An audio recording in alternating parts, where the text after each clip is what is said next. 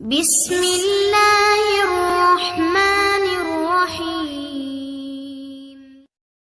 ہندوستان میں ابن بطوطہ لکھتے ہیں کہ یہاں دریا کنارے ایک وقت ایسا بھی آیا کہ ہندو متاثر ہوئے تو کچھ مسلمان بھی متاثر ہو گئے، کہنے لگے دریا کے کنارے سال کی جو آخری تاریخ ہوتی ہے نا، آخری تاریخ سمجھ لیں 29 ذی الحج، سال کے آخر پہ نا شیطان آتا ہے، ایک بت خانہ ہے، اس میں شیطان آتا ہے اور شیطان آ کے اس بت خانے پہ قبضہ کرتا ہے۔ تو اگر وہاں ایک کنواری لڑکی نہ بٹھائی جائے تو وہ سارے ملک پہ قبضہ کر لے گا اور سب کو مار ڈالے گا، لہذا ایک لڑکی کی بلی چڑھائی جائے گی، اس کو بٹھایا جائے گا بت خانے میں رات کو، کنواری لڑکی ساری رات وہاں بیٹھے گی، صبح جب لینے جاتے تو لڑکی مری ہوتی، شیطان آیا ہے تو اس کو نہ یہ دینی ہے تو تب اس نے جان چھوڑ، یہ رسم تھا۔ میں اکثر کہتا ہوں ہمارے تو جو دروازے پہ بھیک لینے آتا ہے وہ بھی قسمت کا حال بتاتا ہے، جس کی اپنی قسمت خراب ہے کہ مانگتا پھر، اپنی قسمت کا یہ حال ہے کہ در در کا بھکاری ہے، قسمت کی حال بتاتا ہے، اور کئی دفعہ سونا بھی ڈبل کر دیتے ہیں وہ، پتہ تب چلتا ہے جب سنگل بھی غائب ہو جاتا ہے۔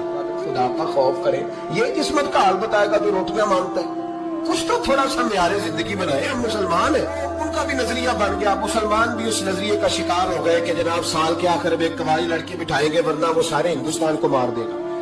ایک حافظ ابو البرکات رحمۃ اللہ علیہ نام کے بزرگ ہوتے تھے اور سلسلہ عالیہ چشتیہ کے شیخ بھی تھے، لیکن اللہ کی قدرت یہ تھی کہ ان کے چہرے پر داڑھی اور مونچھیں نہیں آئی۔ کچھ لوگوں کے نہیں نہ آتے بال، کیا کہتے ہیں ان کو، کھودے، وہ ہمارا ایک لفظ ہے، بولتے ہیں پنجابی میں۔ ان کے چہرے پہ داڑھی نہیں تھی، وہ بھی کبھی کبھی اس رستے گزرا کرتے تھے تو قریب ہی ایک بوڑھی اماں کا مکان تھا، تو اماں بڑی مہمان نواز سے اس نے دروازے پہ، اگر کہ بیوہ عورت تھی ایک کی اس کی بیٹی تھی، دروازے پر اس نے مہمان خانہ بنایا ہوا تھا، آنے جانے والے کو کھانا کھلاتی، چائے پہ شوق تھا اس کا۔ اور حافظ صاحب دن کے وقت وہاں آئے، اماں بڑا رو رہی تھی، کھانا بھی نہ ملا، چائے بھی نہ ملی، تو کہنے لگے میں تو اس رستے اس لیے آیا تھا کہ یہاں ٹھہروں گا، مہمان نوازی یہاں اچھی ہوتی ہے، ہوٹل تو ہوتے نہیں، تو مہمانوں کو مہمان خانوں میں ٹھہرنا پڑتا تھا۔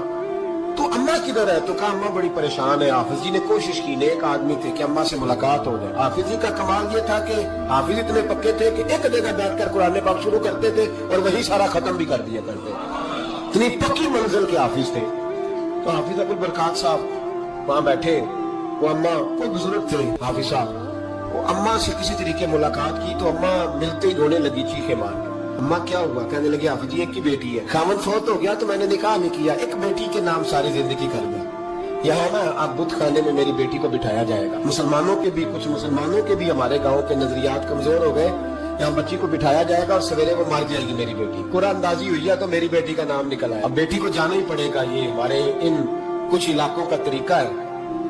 حافظ جی کہنے لگے اماں تو اس طرح کر، میں لوگوں کو سمجھاتا ہوں کہ یہ غلط ہے، شریعت اس کو پسند نہیں کرتی، تو میرے ساتھ انہوں نے کہا یہ لوگ نہیں مانیں گے، بہت سارے ہندو بھی ہیں، بہت سارے مسلم بھی ہیں، تو گڈمٹ ہو گئے نظریات، یہ تھوڑی مانیں گے۔ حافظ جی کہنے لگے اماں میرے ایک اور حال بھی ہے، میرے چہرے پہ کون سا داڑھی ہے، تو بیبیوں والے کپڑے مجھے دے، آج میں بیٹھتا ہوں وہاں دیکھتا ہوں کون سا شیطان آتا ہے۔ عقیدہ مضبوط ہو نا، اقبال کیا کہتے ہیں ارادے جن کے پختہ ہو، نظر جن کی خدا پر ہو، تلاطم خیز موجوں سے وہ گھبرایا نہیں کرتے۔ کہا مجھے دو کپڑے بیبیوں والے، میں بیٹھتا ہوں۔ اماں کہنے لگی وہ شیطان واقعی آتا ہے، آج تک جتنی بچیاں گئی ہیں سویرے مردہ ملی ہیں، بڑی سمجھنے والی بات ہے، غور کرنا، جتنی گئی ہیں ساری مردہ آئی ہیں۔ تو حافظ جی آپ کو جب وہ شیطان رات کو دیکھے گا نا، آپ آئے ہیں تو آپ کے تو وہ زیادہ ٹکڑے کرے گا کہ اس نے دھوکہ کیا، مرد ہو کے عورتوں کی جگہ پہ آیا، آپ نہ گیا۔ حافظ جی کہنے لگے ٹکڑے میرے ہونے ہیں، آپ فکر نہ کریں۔ دریا کنارے بت خانہ تھا، حافظ جی عورتوں والا لباس پہن کے وہاں بیٹھ گئے۔ حافظ صاحب کہتے ہیں 3 دفعہ میں نے رات کو باہر نکل کے دریا پہ وضو بھی کیا، ساری رات میں نے قرآن پاک پڑھا، اور جب فجر کا وقت ہوا تو باہر نکل کے میں نے اذان پڑھی، لوگ آئے تو میں نے جماعت کرائی، اور فرماتے ہندو مسلمانوں سب کو بلا کے میں نے کہا کہ اگر آج کے بعد شیطان نہ آئے تو ہندو کلمہ پڑھتے ہو سارے؟ لکھا جی پڑھتے ہیں۔ فرمایا لو پھر میں بالکل صحیح سلامت آ گیا، کوئی شیطان نہیں آیا، کہتے سب ٹھیک ہو گیا۔ اب لوگ کہنے لگے اب جی بات تو آپ کی ٹھیک ہے، وہ بی بی کیسے مر جاتی تھی؟ جس کو ہم رات کو بٹھاتے تھے سویرے مردہ ملتی تھی تو اس کو کون مارتا تھا اگر شیطان نہیں آتا؟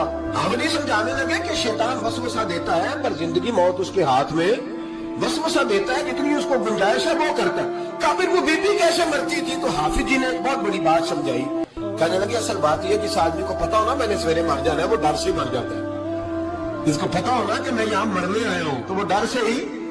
فرمانے لگے اس کا عقیدہ کمزور ہو جاتا تھا، وہ نفسیاتی طور پر سمجھتی تھی کہ میں نے مرنا ہی مرنا ہے، تو خوف ہوتا تھا، کوئی قریب نہیں آتا تھا، دریا اور جنگل دائیں بائیں، تو صبح تک اس عورت کا دل بند ہو جاتا تھا، تو وہ خوف سے ہی اسے کوئی شیطان نہیں مارتا تھا۔ تو فرمانے لگے جن لوگوں پر خوف طاری ہوتا ہے نا انہیں کوئی بھی نہیں مارتا، وہ اندر کے خوف سے مر، اندر کے خوف۔ بہت سارے لوگ ایسے ہیں جو نفسیاتی طور پر مر گئے، اندر کے خوف سے وہ لوگ مر گئے، اس لیے کہ وہ اپنے آپ کو مضبوط نہ کر پائے۔